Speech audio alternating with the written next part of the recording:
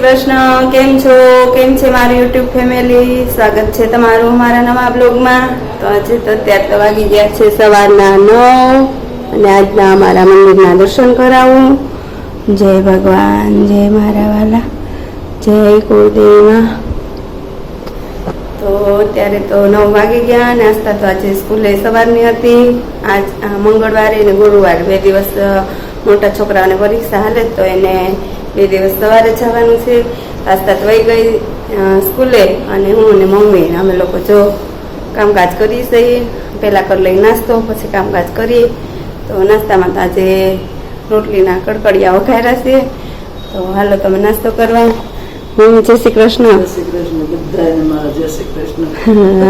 હાલો નાસ્તો કરવા. હાલો નાસ્તો કરી. હા, આપણે બે સહી તો રોટલી બટકા વઘાર્યા કડકડિયા. ખાઈ લઈને. હા, બપોર થઈ જાય. હા, આગળ બેન આવશે વહેલા એટલે જમવાનું વહેલું પછી. 12:30 તો એ આવી જાય એટલે હા, બહુ નાસ્તો જોઈએ નહીં. થોડોક હોય એટલે હાલે. હા, તો ચેવડો ને એવું બધું છે તો ખાઈ લઈ. હાલો તો મમ્મીનું દૂધ ને ચા ને બધું બની ગયું. તો અમે લોકો નાસ્તો કરી લઈએ. તો આવો તમે નાસ્તો કરવા. આજ તો બેન તો આજે બટેટાની ચિપ્સ ને એવું બધું લઈ ગયા છે. એપલ ને કે મારે એ લઈ જાવ તો એ લઈ ગઈ. બટેટાની ચિપ્સ કરી હતી અને હવે રોટલીના કડકડિયા વઘાર્યા. હાલો તમે નાસ્તો કરવા. નમસ્કાર મિત્રો, જય શ્રી કૃષ્ણ, જય માતાજી, હર હર મહાદેવ. કેમ છો બધા? સ્વાગત છે તમારું અમારા યુટ્યુબ ચેનલની અંદર. અને જો આજે વાર છે મંગળવાર અને અમે લોકો અત્યારે જમવાની તૈયારી થઈ ગઈ છે ફૂલ. અને આજે છે 8મું શ્રાદ્ધ. અને તમને આજે પહેલાં હું તમને મારા મંદિરના દર્શન કરાવું. ભગવાને જો થાળ પણ ધરાઈ ગયો છે, ભીંડાનું શાક, મરચાં, દાળ ભાત, શાક, રોટલી. અને ભગવાનને કે જમવા વધારો. અને જો અત્યારે તો 12 વાગી ગયા છે, નાગરી 12:30 બેનને તેડવા જવાના છે એટલે બસ આવી જશે 12:30. એ પહેલાં જમી લઈને કાં પછી પહેલાં તેડી આવશું, કંઈક નક્કી કરી અને પછી અમે લોકો જમવા બેસી જઈશું. આજે પાછી કાલાષ્ટમી પણ છે એટલે આપણે જે દુર્ગાષ્ટમી મહિનાની અંદર આવે છે એમાં એવી રીતે કાલાષ્ટમી પણ છે. તો ઠીક છે, ચાલો. જો અહીંયા રસોઈમાં તો બે ગયા છે, રોટલી બનવાની ચાલુ થઈ ગઈ છે. હા, આજ તો બેને વહેલા આવી જાય. આજ તો હુઈ જ જાય. એ આવતા એ હુઈ જ જાય. સવારમાં કહેતી હતી ને, પણ હું સાંભળતો હતો નિંદરમાં. હા, ઘડી ખુઈ જવા દે નહીં કે તૈયાર થતી હતી ને કે ઘડી ખુઈ જવા દે મોડી. હા, એટલે જ ને એને કાલનું યાદ રહી ગયું. હા, સવારમાં એમાં શું છે તો આ ટેવ વિખાઈ ગઈ હોય ને ઉઠવાની વહેલી હમણાં બપોરની છે એટલે કાલે બહુ સમજે ઉડતા હોય તો રોવાનું નહીં, ભગવાનનું નામ લેવાનું, ઉઠીને હસતા હસતા ઉઠવાનું, હસતા હસતા નાહી લેવાનું, આ બધું શીખવાડતું. એટલે યાદ રહી ગયું. તો સવારમાં એક હાથે તો ઊભી જ થઈ ગઈ હતી પણ નીંદર ભરેલી હતી એટલે તૈયાર કરતાં કરતાં કહેતી મને ઘડી ખોવા દે ને, ઘડી ખોવા દે ને, એવું છે. પણ આ કંઈક હવે ઘડીએ ઘડી આવું બધું ફેર્યા કરે સ્કૂલમાં એટલે બધું ચલાવવું પડે એવું છે. એટલે સમય પાછું ગુરુવારે આવું છે ને કા? હા, પાછું ગુરુવારે આવું જ તકલીફ છે, વહેલું ઉઠવાનું છે એવું હતું. એમ કાલ પણ 8 વાગે ગયો પાછું. એ પાછું 8 વાગે 30 તારીખ સુધી હે ને. એટલે એવું છે હમણાં બધું આમથી આમ. સારું, હાલો તો ચાલો. આગળ આવ્યા હતા ને પાછા આવી ગયા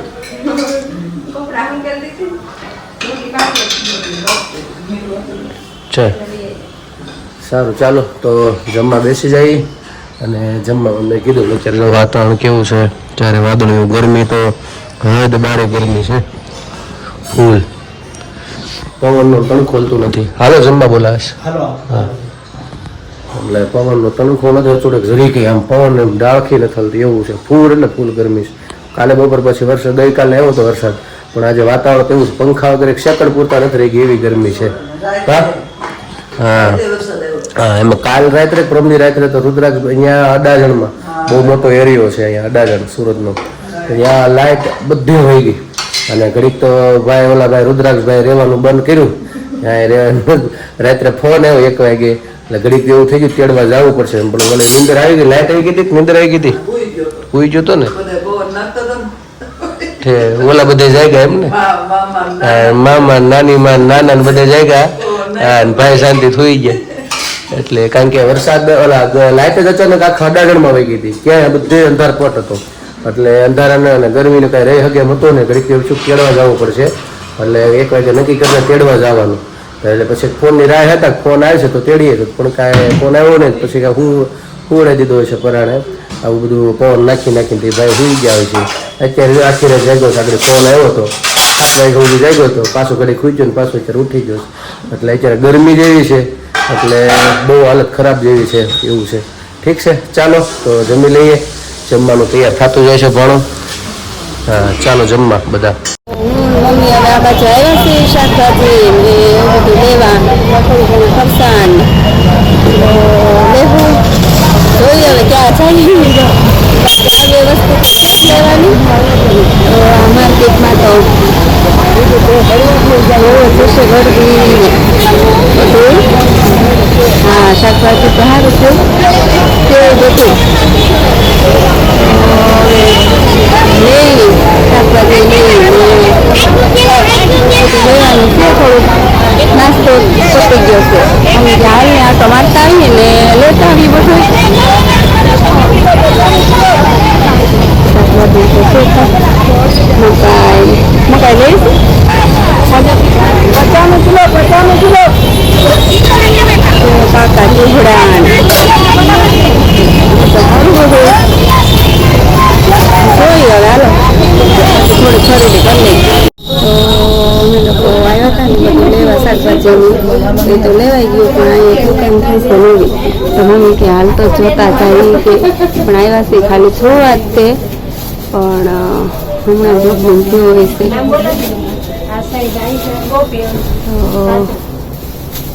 આવું કંઈક છે કલેક્શન બધું જોઈએ, ખાલી જોવા જ આવ્યા. તો અહીંયા ખુશીને હવે જવાનું થશે મળવા, તો એની માટે થોડુંક લેવાનું છે હાબુ ને, તો હાબુ ને એવું બધું લેવા આવ્યા. એની માટે શેમ્પુ હાબુ નાવાનો હાબુ, તો આખી એમનો મોલ જેવી જ છે દુકાન બધું. તો નાવાનું આપી દે ને, આ દુકાન છે ત્યાંથી જ બધું લઈશું ને, શેમ્પુ ને હાબુ અમારા માટે ખુશી માટે એવું બધું થોડુંક લેવા આવ્યા છે. પછી એનો નાસ્તો બનાવવાનું થશે એટલે એ બધું લઈ જ લઈ આવ્યા છે. નાના મોટા બધું કરવા શાકભાજી બધું હારવાર લેવાતું જાય.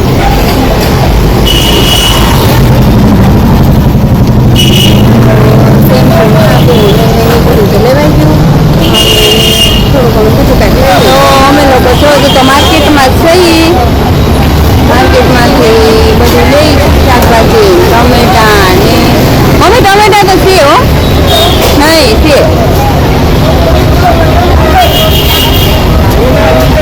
બધું છે. હવે છે ને અહીંયા છે ફરસાણની દુકાન ને ફરસાણ માટે કાંઈક લેવું કેવડો ને એવું બધું હમણાં ખાવા માટે. પછી તો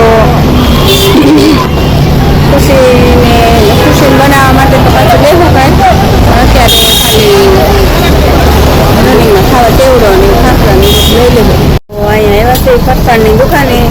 ફરસાણમાં તો જોવે મમ્મી જોવે છે ખાખરા ને એવું છે. ખાખરા ગાંઠિયા લીધા, ચેવડો લીધો. હે પાલક નથી, મેથીના છે ને અમે તો ગાંઠિયા ચેવડો ને એવું બધું લેવાનું છે. નાની એવી દુકાન પણ બનારસ બધું તાજું, એટલે હોય બધું સારું, નાઈથી જ બધું લેવી છે. હે મગના ઓલા હતું છે ને ફરાવી એક દિવસ છે ને આવી ને ફરાળી સાચે ને છે તો કે હા ફરાળી. તો હાલો થોડો ઘણો નાસ્તો લઈ લઈ, શાકભાજી બધું લેવાઈ ગયું છે. તો બસ જો અત્યારે તો અમે ઘરે પહોંચી ગયા અને હું કરું છું દિયાબત્તી. એટલે તો કાંઈ હારી નથી, દિયાબત્તી કરી લઉં ને ત્યાં આસ્થું લેવાનો ટાઈમ થઈ જશે. પછી રસોઈનું કાંઈક કરીએ. તો રસોઈમાં તો સેવ ટમેટાનું શાક તો બનાવવાનું જ છે, ભાખરી સેવ ટમેટાનું શાક, પણ પછી બીજું હું બનાવવું એ કાંઈ હજી નક્કી નથી કર્યું. એટલે જોઈ દાળ ભાત હતા થોડાક, એટલે હવે મુઠિયા ઢોકળા બનાવીએ કે ન બનાવીએ એમ કંઈ નક્કી નથી. પણ સેવ ટમેટાનું શાક ને ભાખરી તો બનાવવાની છે. તો હાલો હવે હું દિયાવતી કરી લઉં, પછી આસ્થા દિયાવતી કરી લઈને ત્યાં આસ્થાને લેવાનો ટાઈમ થઈ જાય. 7:05 બાકી છે. ચાલો મિત્રો, તો હું તો ઘરે આવી ગયો છું અને જમવા બેસી ગયા છીએ. 9:45 જેવું થઈ ગયું છે. આજે મોડું થઈ ગયું, હતા 12 અને જસ્ટ હજી ઘરે આવ્યા છીએ. મારા પપ્પાએ કે ખાલી જમી લીધું છે અને આસ્થાબેને લગભગ જમી લીધું છે અને હું હતો વરાછા બાજુ. અત્યારે ઘરે જો આવ્યા, ટ્રાફિક તો રસ્તામાં ફૂલ હોય. જો રસ્તા મારે તો અત્યારે બાજરાનો રોટલો છે ને બપોરનું શાક પાછું મારા માટે બનાવી નાખ્યું છે અને અહીંયા બધા હતું શાક ઢોકળા છે, એટલે પછી બીજું નગર ટિંડોરાનું કંઈક હતો એવો પ્લાન બપોરે. અત્યારે પાછું લંચ આપી દીધું છે. એટલે ચાલો જમી લઈએ. તમે પણ બાતો ચાલો જમવા, વાળું પાણી કરવા. તો મિત્રો અત્યારે વાગી ગયા છે 11 અને જો અમે બધા થઈ ગયા છે ફ્રી અત્યારે. અને બેનને જો અત્યારે ખોટા ખોટા લેસન કરવા નાટક કરે. લેસન તો કરી લીધું છે, કા કરી લીધું છે ને? હા, લેસન તો કરી લીધું છે, એટલે આગળ હુઈ જવાનું છે.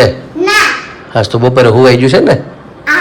હા, ઘડીક તો નીંદર હું નહોતું, એટલે આમ નીંદરમાં જ હતી, પણ નાટક રખડવું હોય, ટીવી જોવી હતી ને કે બા પાસે જવું ને એવું બધું. પણ નીંદર ફૂલ ભરેલી હતી, કારણ કે વહેલું ઉઠાઈ ગયું હતું, એટલે એવું બધું હતું. કાલે પાછું રેગ્યુલર ટાઈમે બપોરે જ જવાનું છે, એટલે કાલે વાંધો નથી, એવું બધું છે. તો ચાલો પેલા ભજન બા સંભળાઈ દે અમને સારું એવું. શેના ઉપર છે આજે? જિંદગી કેટલું કમાણા એ વાહ, મોર આપણા સુરત વાળા માટે આપણા જીવનું છે. ઠીક જીવનું છે. હા તે આમ આવીને કેટલું કમાણા એમ. હા, પુણ્યનું પાતું, સત્કર્મનું પાતું એમ. એ તો સમજ્યું. નગર અહીંયા અત્યારે એવું થયું છે ને સુરતનું પાતું, એ જ પૂછવું અહીંયા એનું શું કર્યું એમ સુરત એવું છે. ચાલો તો આ જિંદગીનું પાતું આપણે કેટલું કમાણા છે એના ઉપર ભજન સાંભળી લઈએ સારું એવું. પછી આપણે પ્રશ્ન ઉપર આગળ વધશું. 11 તો વાગી ગયા છે, એટલે જેમ બને એમ ઝડપ પકડી ભજન સાંભળીને પછી આપણે પ્રશ્ન લઈ લઈએ. જિંદગીમાં કેટલું કમાણા રે, જરા સરવાળો માંડજો. જિંદગીમાં કેટલું કમાણા રે, જરા સરવાળો માંડજો. સમજો સજન તમે સાણા રે, જરા સરવાળો માંડજો. સમજો સજન તમે સાણા રે, જરા સરવાળો માંડજો. મોટર વસાવી તમે બંગલા બંધાવ્યા, મોટર વસાવી તમે બંગલા બંધાવ્યા. ખૂબ કીધા એકઠા નાણા રે, જરા સરવાળો માંડજો. જિંદગીમાં કેટલું કમાણા રે, જરા સરવાળો માંડજો. દેશ ગયા ને તમે વિદેશ વિસરા, દેશ ગયા ને તમે વિદેશ વિસરા. ટેબલ પર ખૂબ કીધા ખાણા રે, જરા સરવાળો માંડજો. જિંદગીમાં કેટલું કમાણા રે, તરા સરવાળો માંડજો. મોટા થઈને તમે પંચમાં પૂછાણા, મોટા થઈને તમે પંચમાં પૂછાણા. ડાયા થઈને મરાણા રે, જરા સરવાળો માંડજો. જિંદગીમાં કેટલું કમાણા રે, જરા સરવાળો માંડજો.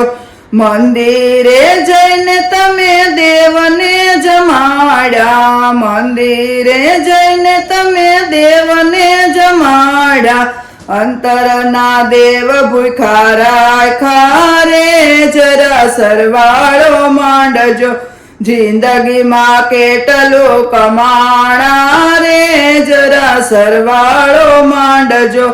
લાવ્યા તા કેટલું ને લઈ જવાના કેટલું, લાવ્યા તા કેટલું ને લઈ જવાના કેટલું.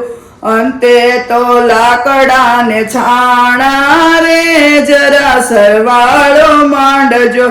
જિંદગીમાં કેટલું કમાણા રે, જરા સરવાળો માંડજો. નરસિંહ નાથને જાણ્યા નહીં, જેણે નરસિંહ નાથને જાણ્યા નહીં, જેણે સરવાળે મીંડા મંડાણા રે, જરા સરવાળો માંડજો, જિંદગીમાં કેટલું કમાણા રે, જરા સરવાળો માંડજો, સમજો સજન તમે સાણા રે, જરા સરવાળો માંડજો, કૃષ્ણ કનૈયા લાલ કી જય. નમસ્કાર મિત્રો, કેમ છો? તો જો મારી બાએ સારું એવું આપણને જીવનને સમજવા જેવું સારું એવું ભજન હતું કે આપણે બધાએ આ અહીંના કર્મ કરતાં કરતાં ઉપરનું ભાતું આપણે કેટલું ભેગું કરેલું છે, જે ભજનનો અર્થ હતો. કારણ કે અહીંયા તો જે ભગવાન આપણે મોકલ્યું છે, આપણે જે કાંઈ આપણે અહીંયા જરૂરિયાત હોય, ગાડી, બંગલા, પરિવાર, આ બધું, પણ પછી અહીંથી છોડી ગયા તો આપણી સાથે એક જ વસ્તુ આવવાની છે, જે છે સદકર્મ. તો એ સદકર્મ જે કર્યા છે, જે પુણ્ય કરેલા છે, જે ભગવાનનું કંઈ નામ જપ્ત કર્યું હોય એ આપણી સાથે આવવાનું છે. તો એ કેટલું બેલેન્સ આપણી પાસે છે એના ઉપર ભજન હતું. એટલે તમને આશા રાખું છું કે તમને બધાને બહુ ગમ્યું હશે. હવે ગઈકાલનો મારો પ્રશ્ન છે એનો આપણે પહેલા જવાબ લઈએ. તો ગઈકાલે મેં તમને પ્રશ્ન પૂછ્યો તો પરીક્ષિત રાજા જે હતા, આપણને ખ્યાલ છે કે જેઓ રસ્તામાં નીકળે છે અને ઋષિનો આશ્રમ આવે છે, ઋષિના ગળામાં મરેલો નાગ તેના ગળામાં પહેરાવે છે ને આ બધું, અને પછી ઋષિ કુમારો એમને શ્રાપ આપે છે. પછી જ્યારે ઋષિ સમાધિમાંથી બહાર નીકળે છે ત્યારે કહે છે ઘોર અનર્થ થઈ ગયો, આવો શ્રાપ આપી ન શકો, અપાય પણ નહીં, જાણવું જોઈએ કોણ છે કે શું છે. તો એ આપણને ખ્યાલ છે. પરીક્ષિત રાજાએ જ્યારે યુદ્ધ થયું હતું આપણે ભીમનું, જે દ્વંદ્વ યુદ્ધ થયું હતું જરાસંઘનું, તો એનો જે મુગટ હતો, એ મુગટ જ્યારે ખબર હોય તો પેલા હારી જતા રાજા તેનું બધું ત્યાં જમા કરાવતા એના ભંડારની અંદર, તો સુવર્ણ જ્યાં બધા પડ્યા હતા ત્યાં મુગટ એને પહેરવો, એને પહેરો, તો એની બુદ્ધિ પણ ભ્રષ્ટ થઈ ગઈ. કારણ કે એમાં કલયુગનો વાસ હતો, કારણ કે ત્યાં બધું નબળી કર્મ બધા થતા હતા, એટલે મુગટની અંદર પર કલયુગનો વાસ હતો, એટલે પહેર્યું એની બુદ્ધિ પણ ભ્રષ્ટ થઈ ગઈ પરીક્ષિત રાજાની. અને પોતે આ નાગ તેનામાં પહેરાવે છે અને ઋષિકુમારો તેને શ્રાપ આપી દે છે, પણ પછી તેના શ્રાપમાંથી મુક્ત નથી કરી શકતા. પણ એને મોક્ષ કઈ રીતે મળે, તો એ હેતુથી ફરીથી ઋષિકુમારોને ત્યાં જાય છે અને ઋષિ ત્યાં ફરીથી વાત કરે છે કે તમને આવી રીતે શ્રાપ અપાઈ ગયો છે, એટલે પોતાને સૌભાગ્ય માને કે હવે જે થઈ ગયું, પણ મને એને કહે છે કે તમારું મૃત્યુ 7 દિવસની અંદર થશે. તો આપણે બહુ સમજા જેવું છે. મારા ગુરુજી ડૉક્ટર મહાદેવ પ્રસાદજી તો એવું પણ સમજાવે છે કે 7 દિવસ ક્યાંથી શરૂઆત ગણવા, કારણ કે એના ગુરુને શોધતા ગંગા કિનારે આવે છે, તો એ સમયમાં પણ 7 દિવસ પૂર્ણ થઈ ગયા હોવા જોઈએ, ત્યારથી 7 દિવસ ગણવાના. અથવા એ 7 દિવસનો અર્થ શું છે? તો સૌથી અર્થ મોટો એ છે કે આપણી અંદર રહેલા જે 7 અંદર ચક્રો છે એ ધીમે ધીમે મોક્ષની ગતિ તરફ લઈ જાય છે પોતાને. આ શરીરનો ત્યાગ, જેમ આપણે ખ્યાલ હોય તો કૃષ્ણ ભગવાન જ્યાં મથુરામાં જ્યારે ગોપીઓ સ્નાન કરે છે નિર્વસ્ત્ર, ત્યારે ભગવાન તેના વસ્ત્રો લે છે. તેનો અર્થ શું છે? એનો અર્થ છે કે એમાં તમારી અંદર જે વાસના છે એનો ત્યાગ કરવો. બરાબર? જો કે સ્નાન પણ કરાતું નથી નિર્વસ્ત્ર, એનો અર્થ પણ ભગવાન બતાવે છે. પણ ભગવાન કે તમે મારી પાસે આવો છો ત્યારે શરીરનો પણ ભાવનો ત્યાગ કરો, તો જ તમે મને પામી શકશો. કારણ કે ક્યાંક તમારી ક્યાંક ને ક્યાંક શરીરની, વિચારની, વાણીની, કર્મની ક્યાંક વાસના પણ જો થોડીક રહી ગઈ તો તમે મને પામી શકશો નહીં.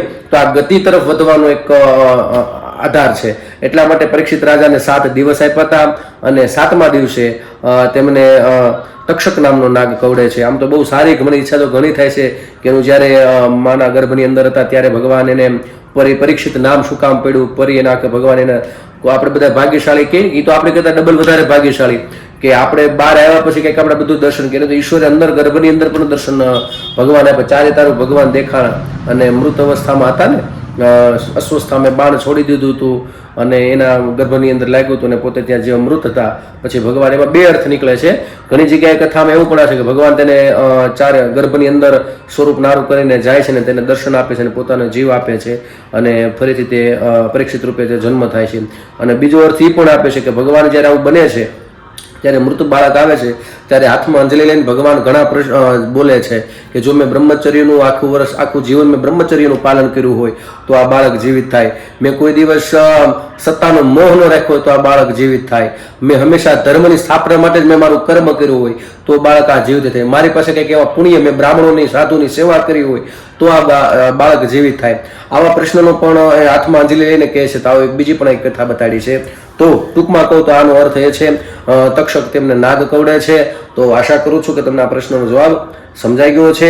હવે આજનો મારો નવો પ્રશ્ન છે, એ પ્રશ્ન મને યાદ દેવડાવ્યો હોય તો અમારા બેન આસ્થાબેને કયો બેન પ્રશ્ન પૂછવાનો છે?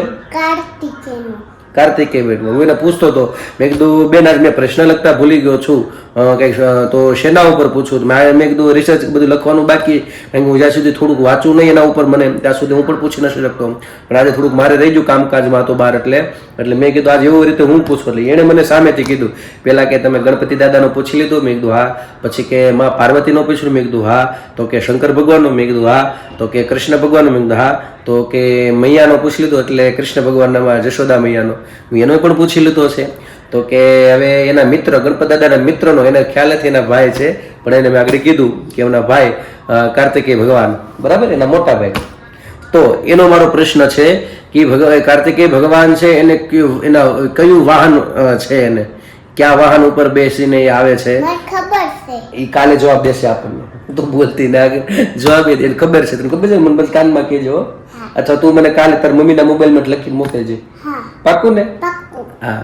ચાલો, તો કૃષ્ણ આપણે કાર્તિકેય ભગવાનનું વાહન શું છે, અને એને સાઉથની અંદર, આપણે ભારતની અંદર જે ભાગ છે દક્ષિણ ભારત, ત્યાં એને કયા નામથી ભગવાનને પૂજે છે? કાર્તિકેય પણ ભગવાન હતા, તો એ કયા નામથી તેમને ત્યાં પૂજે છે? આમ સહેલો પ્રશ્ન છે. જો લોકો તમે બાજુ ગયા અથવા તમે સાથે જોડાયેલા છો તો ખ્યાલ હશે. એમનું વાહન શું છે એ પણ મને કહેજો. તો બસ આજનો મારો આ પ્રશ્ન છે. આશા રાખું છું કે તમને પણ મારો આ પ્રશ્ન આજનો સમજાઈ ગયો હશે. અને આજ તો આખો દિવસમાં તો જો આ જાગો ને બધા ખરીદી કરવા ગયા હતા, કે મેળા એવો નહીં, બેન માટે કંઈક લેવાનું હતું, એવું બધું હતું. તો ઠીક છે, આજે મારા બ્લોગને હવે હું વિરામ આપું છું અહીંયા. કાલે પાછા મળીશું ફરીથી નવી મસ્તી સાથે, નવી વાતો સાથે. તો અમારી ચેનલને તમે લાઈક કરજો, શેર કરજો, સબસ્ક્રાઇબ કરજો. સબસ્ક્રાઇબ કરજો, અને હા, કોમેન્ટમાં તમારો જવાબ આપજો, પ્રેમ આપજો. જો તમે નવા છો અમારી ચેનલ ઉપર તો સબસ્ક્રાઇબ કરવાનું ખાસ ભૂલતા નહીં. અમારી ચેનલને તમે શેર કરવાનું પણ ન ભૂલતા તમારા ગ્રુપ્સની અંદર. બસ આવો નવો તમારો પ્રેમ ને સહકાર આપતા રહેજો. હવે બસ કાલે પાછા ફરી મળીશું આવી રીતે. આવજો. આવજો. જય શ્રી કૃષ્ણ. અમારા ચેનલ તમે ભૂલતા નહીં. Good night. જય શ્રી કૃષ્ણ. જય શ્રી કૃષ્ણ. હર હર મહાદેવ. સનાતન ધર્મની જય હો.